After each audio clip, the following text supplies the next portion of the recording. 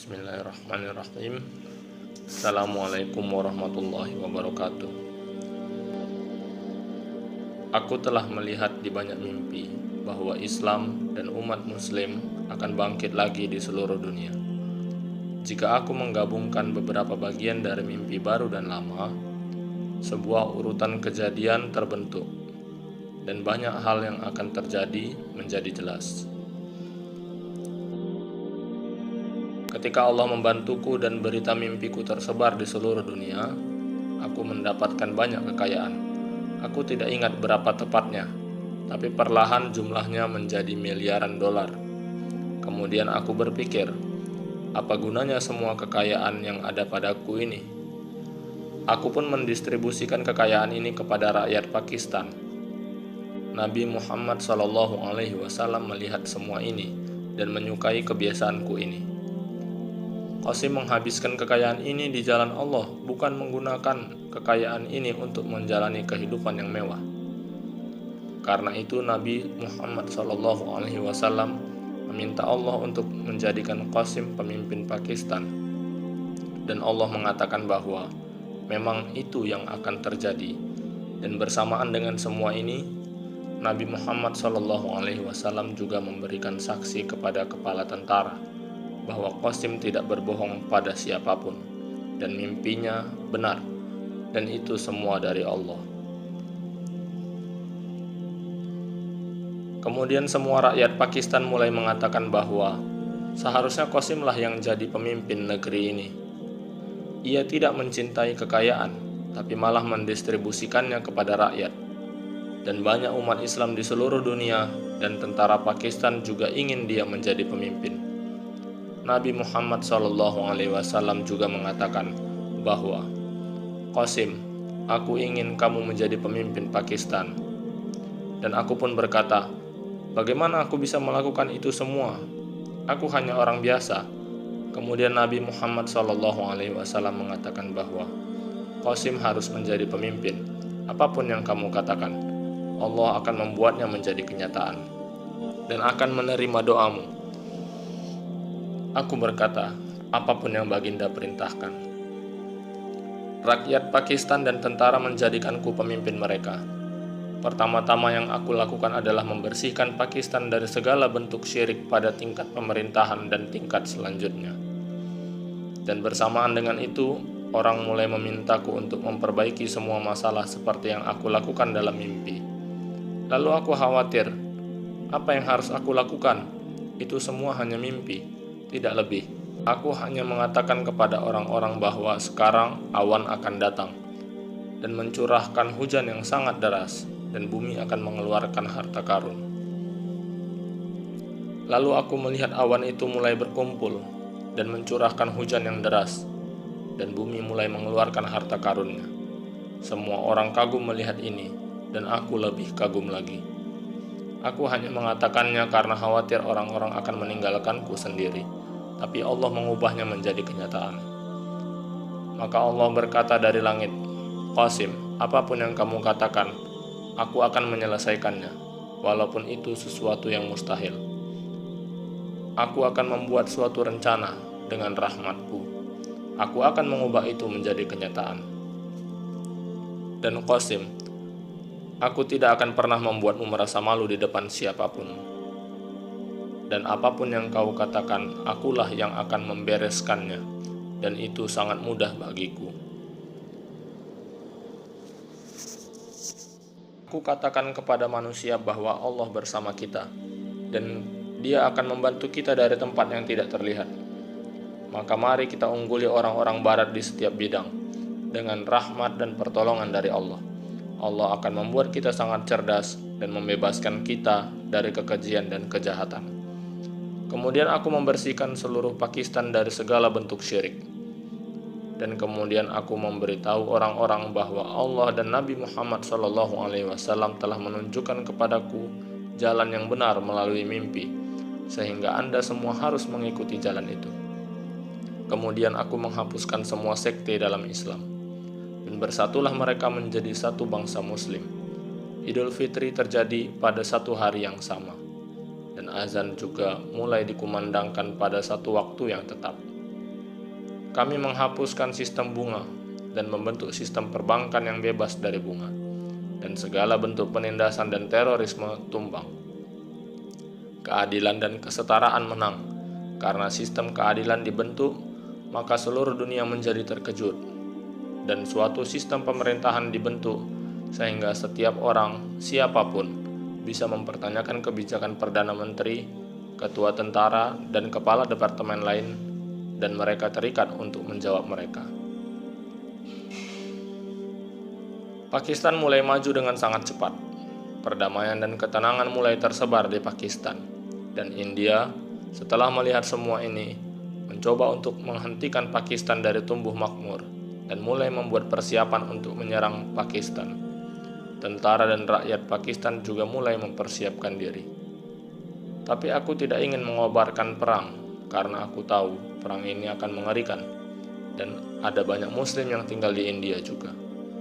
Maka aku minta kepada Allah untuk melakukan sesuatu dan memintanya untuk mencegah perang ini. Kemudian Allah mengirim jet tempur hitam yang kuat, ratusan jumlahnya dengan pertolongannya, dan India menjadi ketakutan setelah melihat jet tempur hitam ini, dan berkata, bagaimana bisa Pakistan mendapatkan pesawat jet ini? Orang-orang di seluruh dunia, bahkan insinyur militer kita sendiri menjadi terkejut dan khawatir. Dan kemudian aku bilang kepada India, Anda siap bertarung dengan pejuang jet yang tak terkalahkan ini? Kemudian pemerintah India mengatakan, kami tidak ingin menyerang Anda. Dan India mundur dan menarik pasukannya kembali dari perbatasan. Tapi aku mengambil keuntungan dari jet tempur ini dan menyerang tempat terkenal di Timur Tengah dan membebaskannya. Dan inilah yang Allah rencanakan. Dan ini memberikan masa damai yang dapat digunakan Pakistan untuk tumbuh. Setelah melihat jet tempur hitam ini, banyak umat Islam di seluruh dunia meninggalkan negara mereka yang indah secara permanen dan datang ke Pakistan dan mulai memainkan peran mereka dalam membangun kembali Islam. Dan umat Islam mulai berkata, sesungguhnya Allah telah membantu Qasim dan mengubah mimpinya menjadi kenyataan. Dan sungguh Allah telah memberikan nikmat kepada mereka.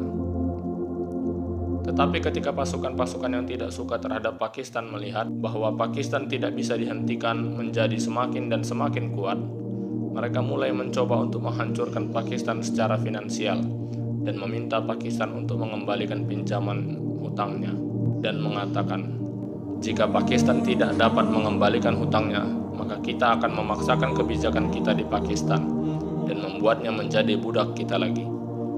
Tapi Allah membantu kita di sini juga dan memberi kita harta dari tempat yang tak terlihat. Dan dari harta kekayaan ini kita membayar kembali semua hutang Pakistan. Dan Pakistan berdiri secara mandiri dengan rahmat Allah. Di Pakistan ada kedamaian dan ketenangan di mana-mana. Ada berkah dan karunia Allah, dan Allah membersihkan Pakistan dari kekejian dan maksiat. Banyak non-muslim juga mulai datang dan tinggal di Pakistan. Kami memberikan hak yang sama untuk semua, dan kami tidak membeda-bedakan siapapun di Pakistan. Dan Pakistan menjadi negara yang paling damai dan paling indah di dunia, dan kami unggul di dunia di setiap bidang. Dan orang-orang di dunia mengatakan, tidak hanya sulit untuk menghentikan Qasim, tetapi juga tidak mungkin, karena Allah sendiri yang membimbing dan melindungi dia, dan Allah membantunya dan mengubah mimpinya menjadi kenyataan. Saya tidak ingat dengan pasti mana yang lebih dulu. Nabi Muhammad SAW menyuruhku datang ke Madinah, atau Pakistan akan membuat pesawat luar angkasanya sendiri. Tapi yang jelas, Nabi Muhammad SAW menyuruh saya untuk datang ke Madinah. Dan segera kita mengungguli barat di setiap bidang. Kita membuat pesawat kita sendiri, kapal, teknologi bangunan tertinggi, dan bahkan kita membuat pesawat ruang angkasa kita sendiri. Dan kita menjadi mandiri di setiap bidang dan menguasai dunia dengan pertolongan Allah.